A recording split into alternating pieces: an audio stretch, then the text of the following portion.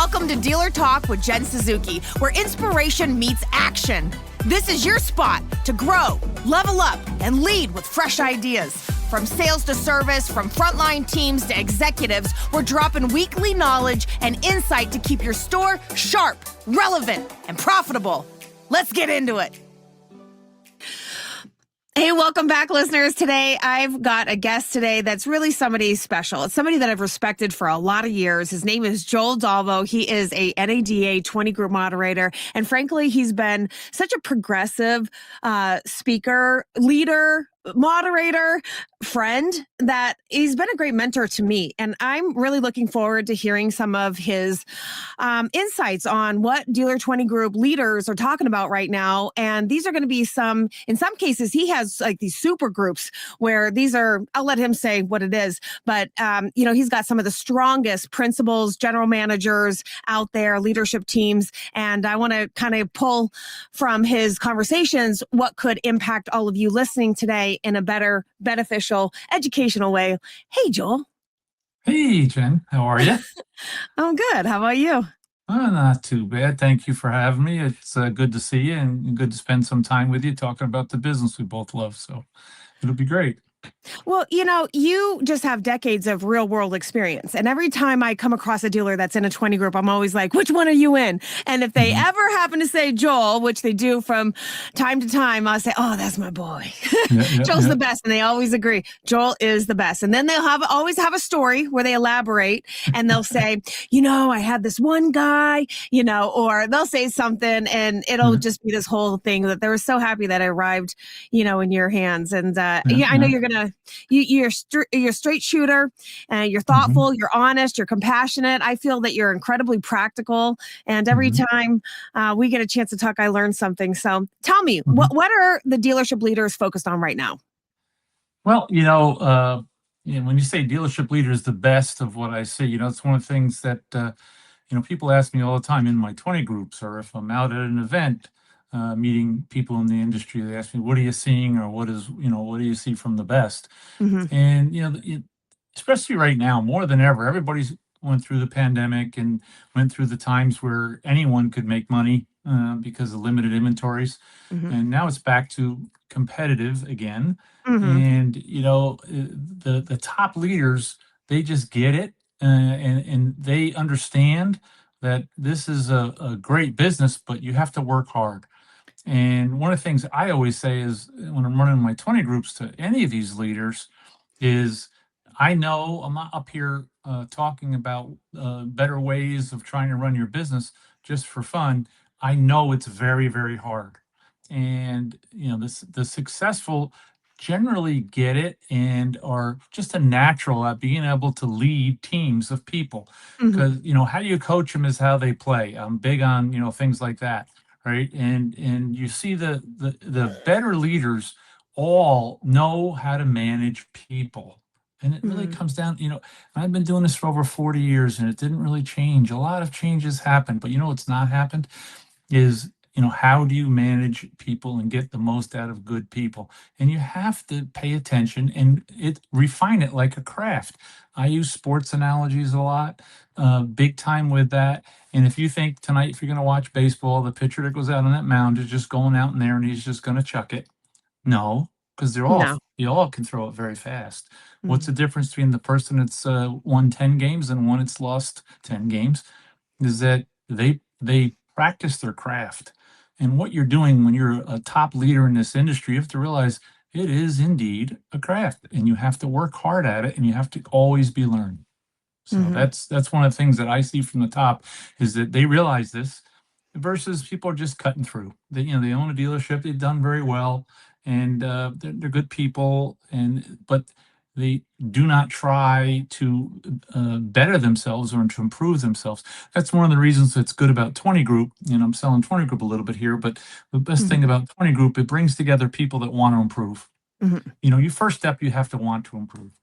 Any of this, what you offer, what any training offers, you have to want it. If you don't want it and see it, and you won't. So, with the people that I do see, I have a lot of really solid operators, and I learn from them as much as impart. and always learning with them. And, back as when we first met, when I taught at the Dealer Academy, going through 12, 14, 1,500 students, learn from them too, but because I want to learn. And you're never too old. I know it sounds corny. You're never too old to get smarter and learn more about this great business. Yeah, well, it takes time. And that's always the challenge, Mhm. isn't it? Because this is a Mhm. very busy business. So to be able to carve out time to actually commit to learning from peers, learning from other high performers, and then actually taking action, sometimes that actually wears people out. I have plenty of dealer friends that go to dealer 20 groups and they're like, thank God it's only once a quarter because it takes me a whole quarter to execute everything Mhm. that we learned in just a few days. Mhm. Yeah. Yeah, well, 100% true. And you just used one of my favorite words, execute. Uh, So, I end every meeting with every one of my groups. mhm. Talk is cheap. We're talking in this room for 3 days. A lot of great ideas, Right. a lot of smart people.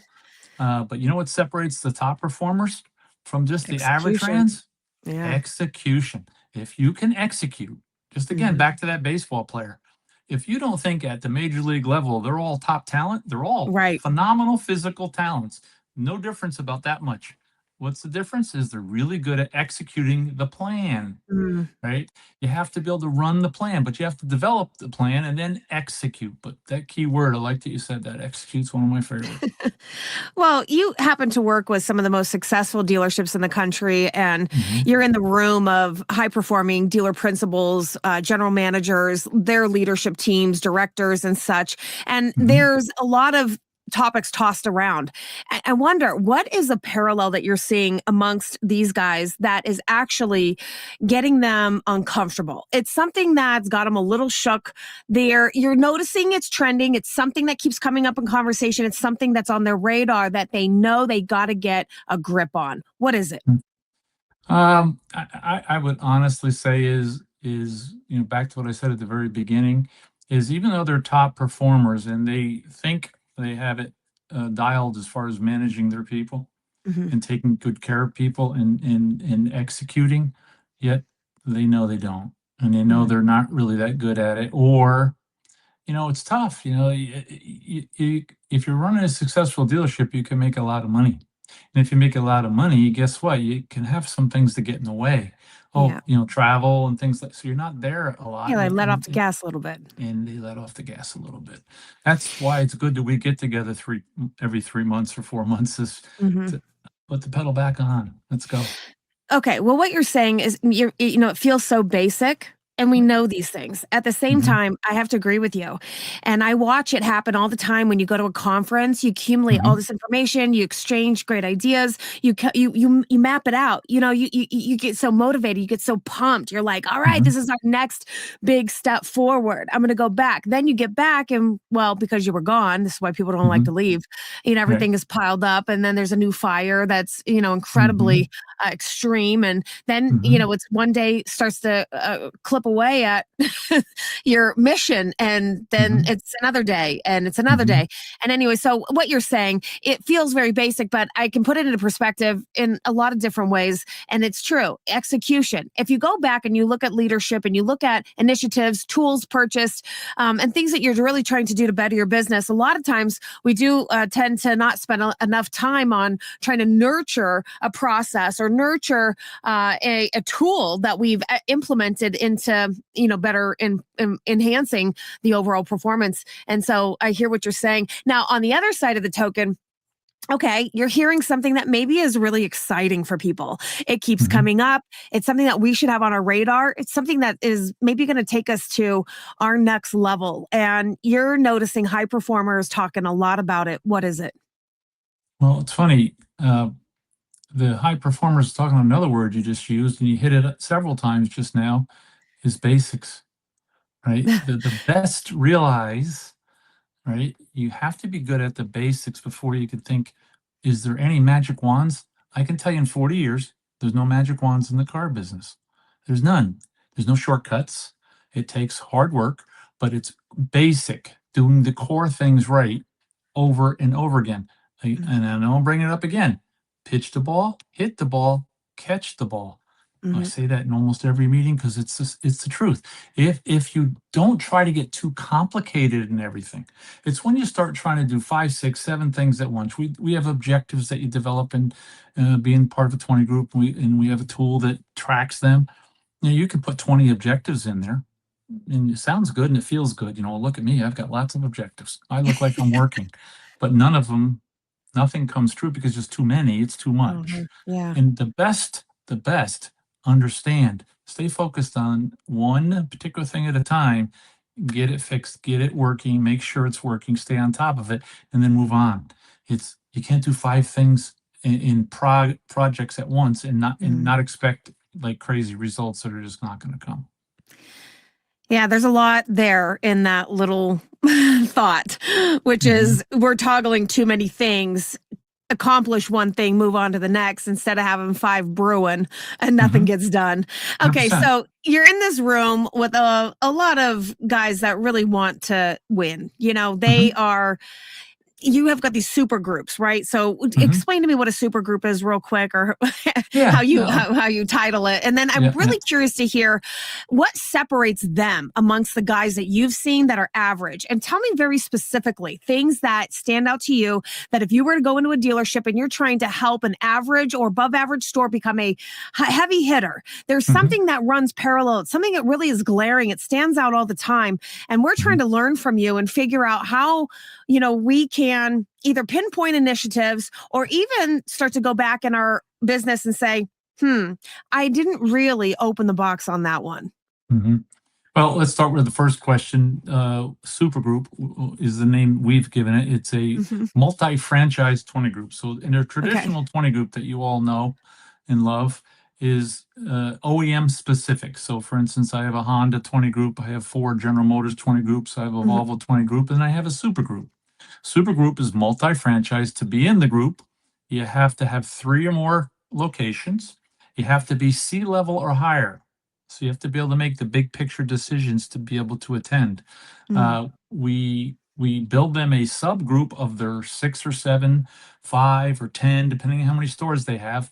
They send us those statements. We build them their own 20 group of their dealerships that they can use internally and manage. And then we roll those numbers Ah. up into one number in a composite so that when we have our meetings, we look at all big picture.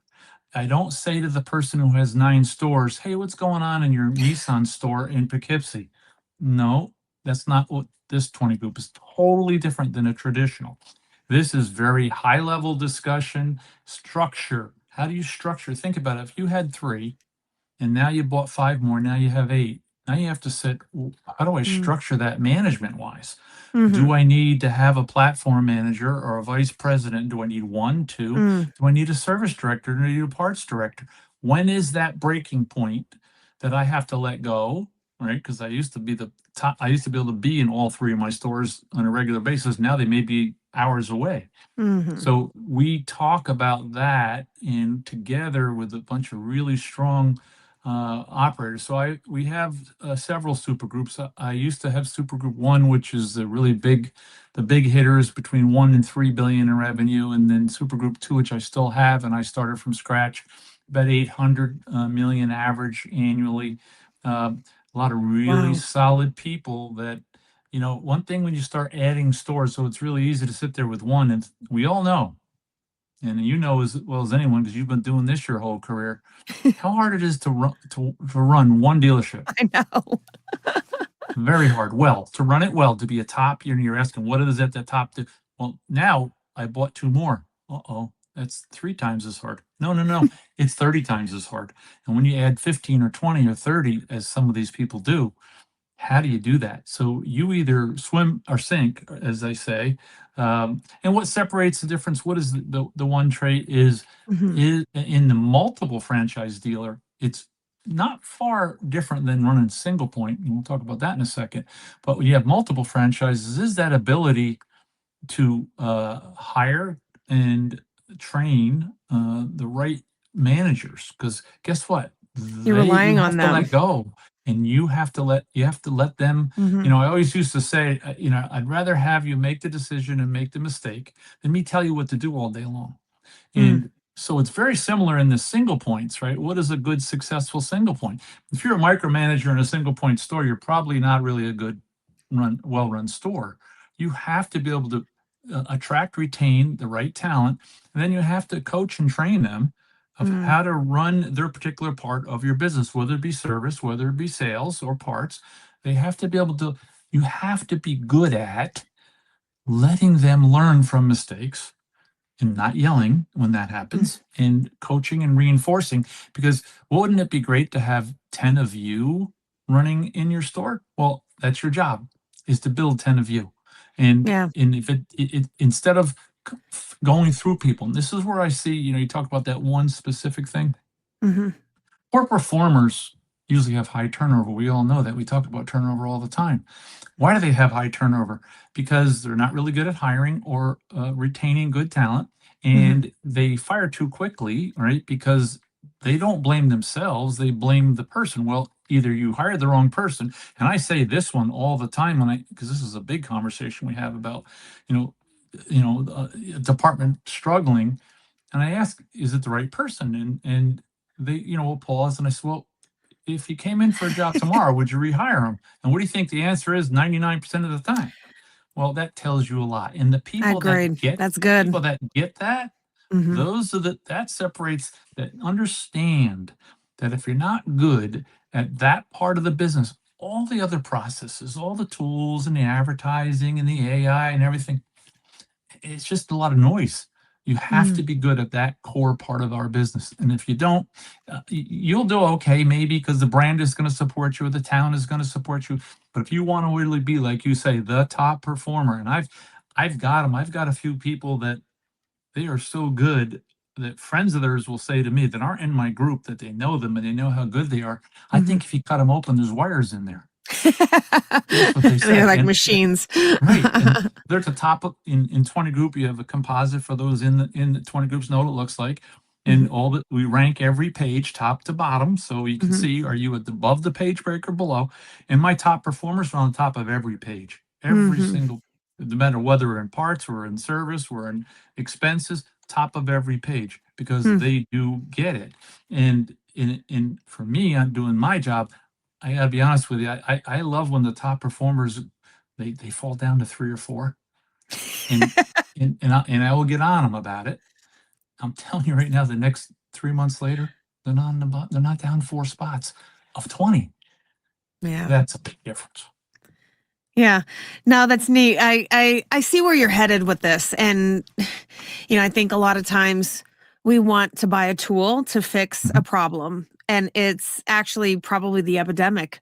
And it all ties back to this because it is frustrating to find people. It's probably one of the biggest, I bet you it is, the biggest dealer frustration mhm, is not only finding the right person, but good people move on. They move up. mhm, They move out mhm, of that role.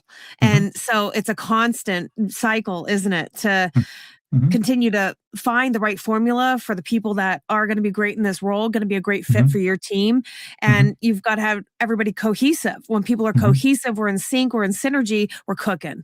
And mhm, that is a really tough place to be. As you pointed out, it's one of our biggest challenges in the industry. So I see, it's, listen, great to hear it again, mhm, because like you said, you go back to the basics, right? I mean, this isn't a new problem. It's a mhm, problem that you have to learn. And there are things out there to learn. And I mhm, wonder, so if this is our biggest challenge and our biggest threat, mhm, talent and human capital and maintaining a healthy organization full of people mhm, that actually want to be there and enjoy their jobs and are mhm, great at their jobs. So mhm. what are the resources for stuff like that? Let's just say I'm a really crappy hire. You know what I mean? Like I hire, or what do you call this? The person who hires, manager. Yeah, just And I just I'm a repeat offender. I just can't. This is not my thing. And maybe we hire companies to bring people in, and that, you know what, it ain't working. Doesn't matter who we use, it ain't working. We mhm, really have to have a leader with a vision, and there is mhm. some sort of equation. And where are you getting this information, and how do you nurture this skill so you become 100? Excellent question. So, uh, let's look around at our business and look at people that do the hiring. Ask yourself this: what kind of training have they ever had? If they had any, they watched the person before them do it, who watched the person before them do it, and it was just they wing it, right? They Mm-hmm. wing it because Mm-hmm. we can be good at that in our business. That's not the way to do it. And my recommendation today is, you need to teach yourself on a lot of areas. And what tool can you teach yourself how to be better at interviewing? Guess what it's called? I think AI. And Mm-hmm. we use this. Mm-hmm. I use AI in almost all my meetings, and I'll ask on the screen, help me develop a better uh, set of questions to ask for an interview for a top tech, and give it to me in Mm-hmm. 5 questions, and Mm. and then just ask a couple more prompts to fine tune it, have it printed out, and just use that. That alone will put you heads and tails above 90% of the people that come in and go, "Oh, so what'd you like about your last job? Oh, You are what right were you about really good this. at?" Basic, terrible questions Great that don't really takeaway. help you. Right. And And so then, easy. And right, why didn't I think of that? correct. And then the other one is personality profiles, or you have to. Yeah. Disc profiles. There's some really large auto groups who shall remain nameless that use it, right, and many of us know they use it right on their name tag, is the color of the profile that you are, so that if I'm working with someone internally, whether it's Yes. a manager with us, how to handle them, because it's, again, we're in the business of with humans to work together, and you need to understand the different nature of everyone. So again, and all this stuff today is easy. You don't need to. I'm not big on going out and spending just to spend to learn something, when you have ability to do it in different ways, and be self-taught, as a manager of, whether a Mhm. general manager or an owner of a company. Mhm. But there's plenty of different resources. There's college classes. There's all kinds of things on, how to recruit and train people. Recruiting is, you ask about, how do you find people? There's so many different ways. But the best I've seen, the top that I have seen, are the dealers that totally get it, and Mhm. they generally hire from within and build bench day one Dang, on that's good. everybody. True. They are Mhm. real. You Well, what's know them nice and about I that know too them. is They're that just you're really able to good. start people with a career path. Mhm. There is the next level. It's we're really big. We have at least once a year we talk about career pathing, and it's harder when you're a single point small rural dealer where you only have 17 people in the store, to Mhm. say, well, if you start as a salesperson, someday you could be a sales manager. Well, the sales manager's been there 23 years and Yeah. not going anywhere. But when many of my dealers have more than one store, at least two or three, well, then Mm. you More definitely need career opportunity. pathing, because you need to be building bench. And the way you build bench is with career pathing. And, so you onboard them, and then you tell them, okay, so here's the opportunity to come in. We have different levels of salespeople. And then if you get to the top level, then the opportunity is to go to F&I, or to go to Mhm. sales desk, or maybe you Mhm. say everybody goes to sales desk first, then they become a F&I manager. And then there's advisors. If you want to go into fixed, here's the jobs in fixed. Mhm. In building from within to build that strength of a team is by far the best. Yeah. Well, I know many people that are listening are nodding their head, agreeing with you. And we know this, and this is a culture. So, Mhm, what you've laid out for us is actually a full career pathing culture, mhm, which is starting from how you hire and how you recruit. mhm, I love the personality test. I like that you're a fan of that. I am too. I mhm, find it really fascinating, interesting. But if you really truly care about people and having people be able to collab and work together, well, you have to understand that we're all wired differently. And I think it's mhm, very easy to assume everyone's supposed to act like you, mhm. they're I supposed to be wish like it'd be you. a lot easier when you're running a dealership, but But my God, we got a zillion personalities in this business, and finding a way to weave them all together to, really pair people with people that are going to be beneficial to one another. And mhm, then when we do have heat and things aren't working, we do have to find a way to navigate through that so we can bring everybody back together, get that team cohesive again. And it happens with the best of sports teams too. We work at a mhm, competitive business, but mhm, you have to really truly care. So I see the heart of this. It's mhm, people. It's always mhm, the thing I have in common with everybody. I just and you, I just Mhm. love people. Mhm. And speaking of people and AI entering, I wonder what your guys in your groups and girls are saying about AI. And, are they just talking about it? Are they executing? Are they finding success? Are there some harsh realities? Because I do think it's a new medium and a lot of us are still trying to sort through it. Mhm. For me, there's a lot of new leadership now Mhm. emerging from Mhm. how we stand, about AI. Some people fear it, Mhm. some people embrace it. Mhm. Some people are creating problems in the dealership because they're anti. Mhm. Meanwhile, our operator is pro, and it's not cohesive. In any event, I Mhm. just wonder from what you're seeing, uh, what's this look like as AI is starting to make a big splash. Well, great question. Talk about it a lot. I've been heavy into AI discussions in each of my meetings for probably the last year and a half. And Mm. one thing, every single meeting, because we do have some pretty deep discussions and uses and use cases and things in the meetings, what I'm most impressed with is each meeting, how they come back and how fast they are adapting.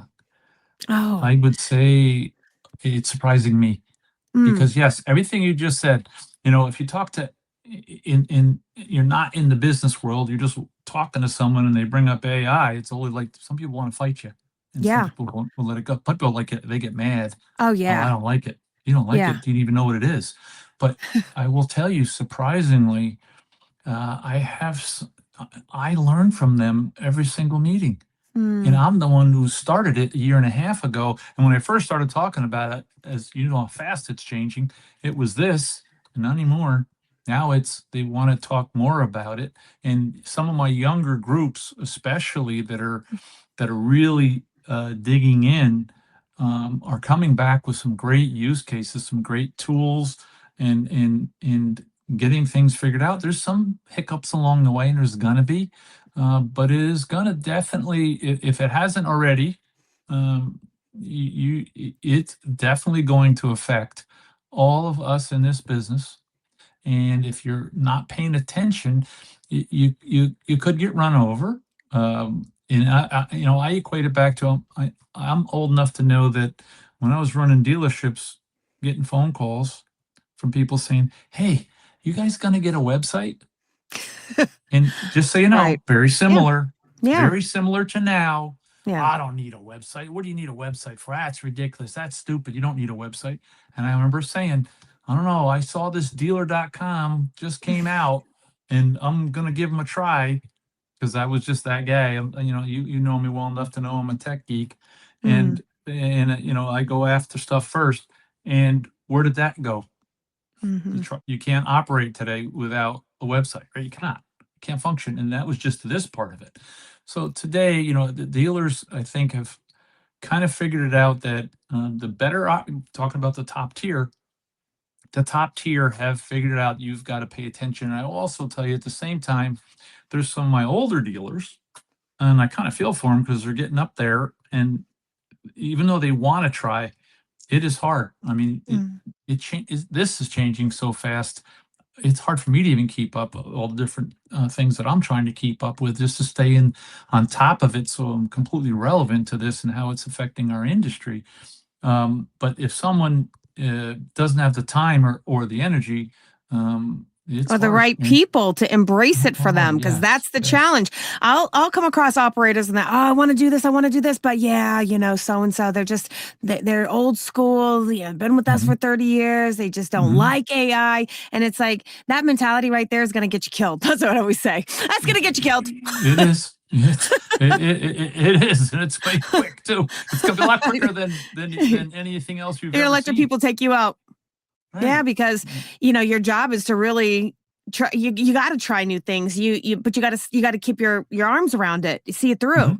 Mhm. and learn from it and grow together. Mhm. And yeah, listen, I think there's a whole new set of challenges with AI. I've seen it Mhm. take off. Mostly, I've seen people adopt it, but don't pay Mhm. attention to it, Mhm. and then pitch it. Right. Throw it Right. out, and Right. now you're recessing knowledge, opportunity, Mhm. and I think even preventing the future dealer from existing. Hmm.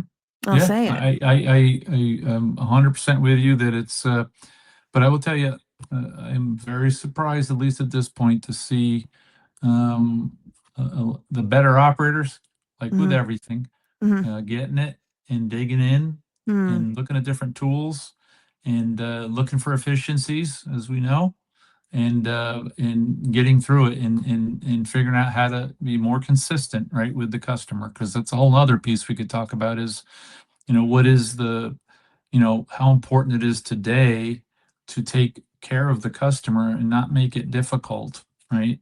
You've seen the studies that if we made it easier for them to buy a car, the average person would buy four more in a lifetime, right? So AI gives us a chance to uh, make the customer experience much more consistent, right? And it's definitely something the top operators are already got. They're way ahead of me.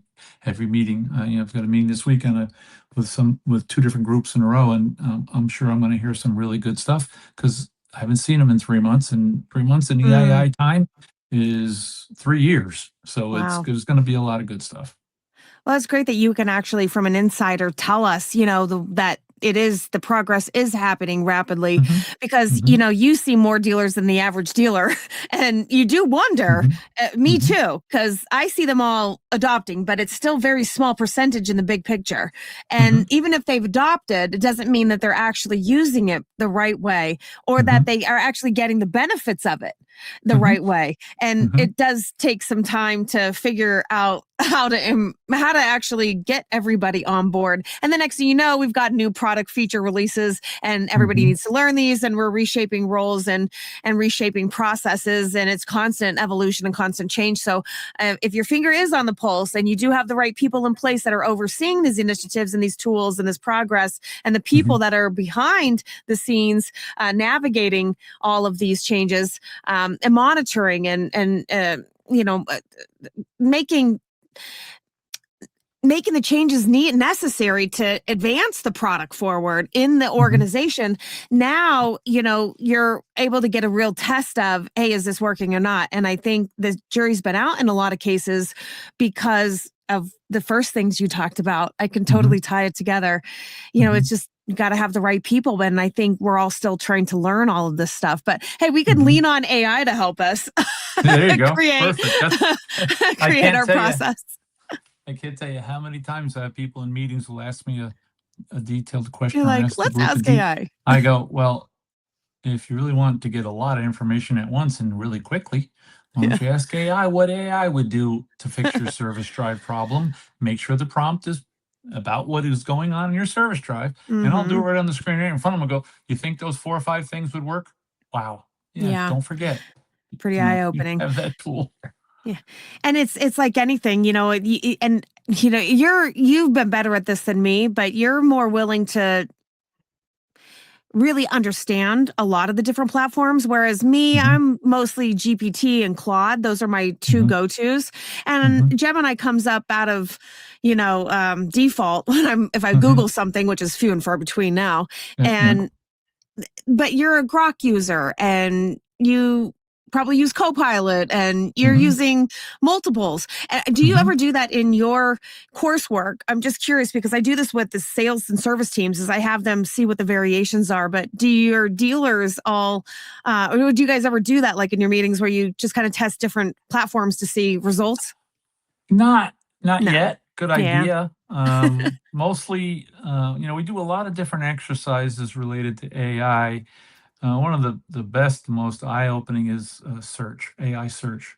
And Mm, there's a lot there. And yes, right now it's a very small percentage, but it is growing. hmm. And I've had dealers ask, for example, uh, where's the best place to get serviced in my town for a GMC? Hmm. I have them all do. Yes. Right. And then I ask, what do you get back right in the Yeah. room? Right. I never forget last year, one of them uh, came, and you're not going to believe what it said. All right, what did it say? It said it named two other dealers Yeah. and not me. Yeah. And he was smart enough to say the next question, why did you not name Right. me? What do I need to do to get on that list? And you ready for this? It Mhm. said, because you charge a surcharge on your credit cards in the service drive, and they don't. Everybody What? went dead silent in the room because, oh, by the way, that's like a top topic every meeting. Hey, is anybody charging a surcharge on credit cards? And it'll go around, and a big portion are, and a big portion aren't, and the people that aren't say, well, why would you take anything to push customers away when you're trying to Mm-hmm. attract them Mm-hmm. at a higher percentage? And one of the first exercises comes back with AI and search said, oh, we're not going to talk about you because of you're doing that. We're going to show your competitors when someone asks, I'm new to the town, where do I get my GMC fixed? Mm. So there's we do a lot of those and then we think the next question is, well, how do I improve my AI search? What do you think the answer to that is? Yeah. Use AI. Reviews? AI will help you. It's schema. You got to check. There's so many Mm-hmm. different things, but you've got to start paying attention to this. And this is where and I think because we've been doing that in my groups for the last year and a half is why I'm seeing so much. And this is another good reason for why you should be in 20 groups, is because you get to sit there with 20 other people plus, and you're talking about the topics of the day, and you go home and you may not make that move on doing something different with AI next week or the week after, but eventually when you hear it again, It's on your radar.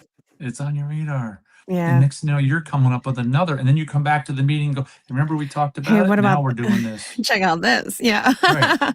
Yep. That's great. Yeah. Well, as we come to a close here, I'm going to give you I'm going to fire off a few questions and think about Uh-oh. your groups. Okay. All Yeah. right. Biggest I'm ready. leadership mistake you've seen repeat itself. That's a really good one. Um, I'll take it. I'll take it right back to poor hiring practices. It's Okay. constant. And, Mm-hmm. I'm with many of my groups 8-9 years. Mm, And I know these people very, very well. And I mm. will say right to them, one of these days you're going to start paying attention to but it's probably the Mm. most common that you see. Okay. Most overrated dealership metric. That's hours per RO. Really? Well, again, they're all good. You're asking me to say it's overrated. So Yeah. hours per RO are important, only to measure advisor to advisor. I'm Mm-hmm. really big at 10 hours per day per tech, 10 techs, 100 hours. If you have 4 advisors into the 100 hours, what are you selling in the service department? Time. If you're only selling Right. one thing, that's a more Right. important metric. Not that hours pro is not. It's Yep. just overrated compared to the one that's the most important. But if you ask 99 dealers, 99 are going to say hours per RO is how I measure my advisors. Okay, that's not bad, but there's more room for improvement, and that's what I go Okay. for. I'm with I you. like Like I it. like things Yeah. that can. I'm big on anything that can make you the most money, and looking at a metric that can drive a lot of discussion, because that's my job, right? I'm driving Mm-hmm. discussion in a room of leaders. Not for me to talk, it's for me to drive the discussion and get them thinking. And saying what I just said gets them thinking. Yeah. No, for sure. Okay. Well, flip it. Most underrated dealership metric. Uh, uh, Used car absorption, Okay. Yeah. because in 2026, we all know the challenges, depending on the Mm-hmm. brand, Mm-hmm. of getting new vehicle inventory, and Mm-hmm. new vehicle Right. grosses are Yeah. going Hey, backwards. this is a used car And world now. correct. And if you want to be a 6, 7, 8% net to sales store, you need to be selling 100 used cars a month. I do something in my meetings called Road to 100. And Mm, we do an exercise, or I say, okay, we're opening a dealership tomorrow. Let's build a dealership used car department that can sell 100 used cars from scratch. What do you got to do? And you start with acquisitions, all the different channels of acquisitions, right? And big discussion. So used cars you can get deep into, and if you look, it's the most room for improvement for most dealers. I've seen dealers in many of my stores go from 40, 50 a month to 100 to 120, just changing 4 or 5 things, and talk about metrics, things to pay attention to. And if you grow your used car department, it affects every department, right? Parts, service, and new. So mhm. to me, the most most important one that's not watched enough is definitely used car absorption. Yeah, great. Okay. Yeah. Hey, is there anything that I should have asked you that would be something that really gets a rise out of your group? What is it? What should we know? What can we learn? One last piece of Hmm. advice. Yeah, Something that's a that good. pops up. Hmm. Gets everybody shook and you Uh, got to drop your knowledge bombs on them. all right. All right. Here's a big one. Most dealers have no idea what WIP is, work in process. It is the Okay. most misunderstood number on the financial statement. It is one of four inventories. You have four inventories. Work in process is an inventory account. And if you ask 100 dealers, 99 are wrong of how do you account for it, and offices account for it incorrectly, yet it's so important that you need to manage that. When I go into stores and I see the numbers ahead of time and I'm doing a visit, and I've seen whips $50,000, $60,000 without getting into details. It should be 4,000. So no adjustments were being made. And I asked the service manager, how often do you bring the adjustments to the office? And they say, what adjustments? So yeah, that's the one area that if I get a brand new group of dealers in, because my groups all know they're ready. But Hmm. if I took over a brand new group and I asked that question, holy cow, it's going to send them sideways. Okay. All right. Well, I got to do some more homework on that and we'll unpack that one later. I am Yes. curious, but listen, I really value your time and your expertise, and you kept things very easy to understand and execute. Really, you've given us a lot to think about here, and you've got that visibility into a lot of different conversations that happen around the country, in the Mhm. car world. And it's always interesting to hear your perspective and your angle. And I know you had a lot more in there. We'll have to Oh, do a yeah. part two. All right, there you go. That works. Well, I really appreciate you asking me. I'm really happy to have come in, and hope there's a few takeaways for some people to go out and try something different. But the core message I think is keep it simple, stay with the basics, and execute. If you do those, Yeah. you got a better chance of don't overcomplicate it. So End hope that scene. That works. was perfect. Mm. Well, thank you again. Appreciate you. Thank you so much. All right, you're welcome. Good seeing you. Thanks everyone for listening to Dealer Talk with Jen Suzuki. Don't forget, my weekly live classes are designed to keep your team fired up, skilled up, and focused on results. Subscribe right now at edealersolutions.com.